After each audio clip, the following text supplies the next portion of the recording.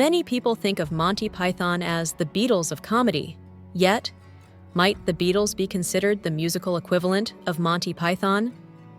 Regardless, there was some crossover between the two groups because of George Harrison, a notable admirer of Monty Python's comedic work, who befriended the performers and provided funding for Life of Brian when no other studio was willing to.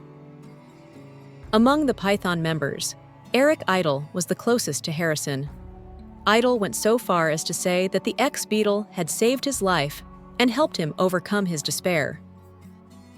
A fan recently posed the question to Idle on social media, asking if he had ever thought of collaborating musically with Harrison.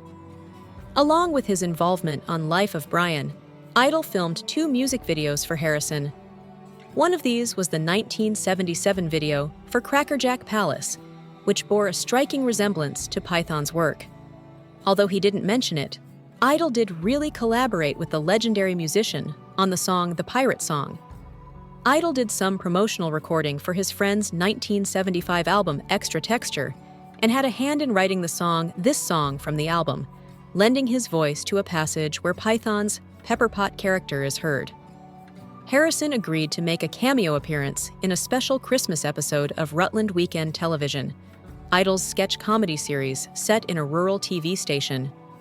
This was in exchange for his aid with the record. As Idle stated in his book, Always Look on the Bright Side of Life, a sort of biography. In the Boxing Day episode, Harrison declines an invitation to perform some of his greatest hits, including My Sweet Lord, and instead turns up in a peg leg and an eye patch, claiming he's only there for the pirate sketch.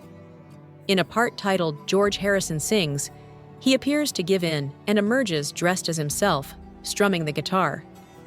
Harris, however, begins to play the chords for My Sweet Lord, before abruptly switching gears to sing about his desire to be a pirate, leaving the band members bewildered. A nautical parody of the Lumberjack song by Monty Python would be the best way to describe it. Also, it was probably an early version of Jack Sparrow by The Lonely Island, which dealt with a similar subject matter. A musician who, while performing, couldn't stop singing about pirates,